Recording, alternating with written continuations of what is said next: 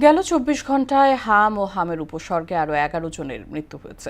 বিকেলে নিয়মিত সংবাদ বিজ্ঞপ্তিতে এই তথ্য জানায় স্বাস্থ্য অধিদপ্তর। পাশাপাশি দেশের বিভিন্ন হাসপাতালে বাড়ছে এই রোগের উপসর্গ নিয়ে ভর্তি রোগীর সংখ্যা। হাম পরিস্থিতি নিয়ে সবাইকে সচেতন থাকার পরামর্শ দিচ্ছেন চিকিৎসকরা। তাহসিন তারিনের প্রতিবেদন।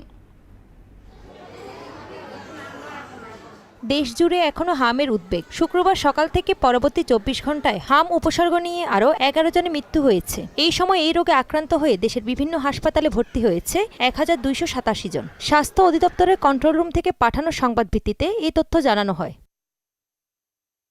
হামে আক্রান্ত বাড়ার পর থেকে বেশিরভাগ হাসপাতালে দেখা দিয়েছে শয্যা সংকট। পাশাপাশি অন্যান্য রোগীরা হামে আক্রান্তদের সংস্পর্শে আসায় প্রাদুর্ভাব আরও বাড়ছে। এই নিয়ে দুশ্চিন্তায় রোগীর স্বজনরা। ঠান্ডা কাশি জ্বর আছে, পরে শরীরে দেখে যে লাল ইয়ার মতো রেশের মতো উঠে বেড়েছে, তো বলছে যে হাম, এখন আমার ভর্তি দিছে। হাম হয়েছে, ট্রিটমেন্ট করতে আছে, এখনো আমার বাচ্চা সুস্থ হয় না। আজকে ৩ দিন এখনো কোনো জ্বরও গায়ে থেকে ছাড়ে না। ১০১ ডিগ্রিও থাকে, 2 ডিগ্রিও থাকে, তাহলে বুকে কাশ গেরগেরানি কিচ্ছু কোনো কমে না।